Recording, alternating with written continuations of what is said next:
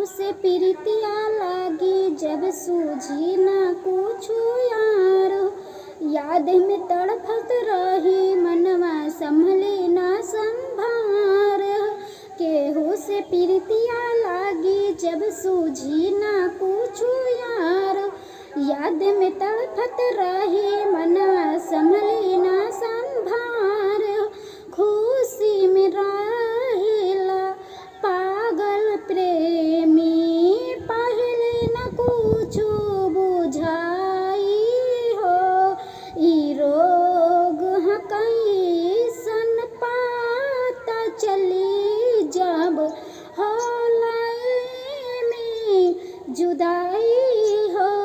ई रोग ह कैसन पता चली जब होलाई में जुदाई हो। जब छड़ जाला कोई प्रेमी अखिया नीर बहावेला।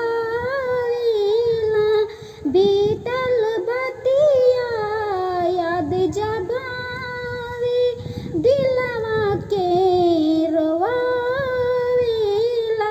रहेला प्रेमी प्यार की दुश्मन जब केहू समझाई हो।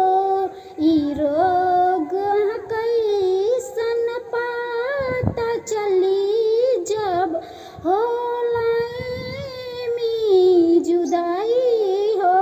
ई रोग ह कैसन पता चली जब होलाई में जुदाई हो। रह जा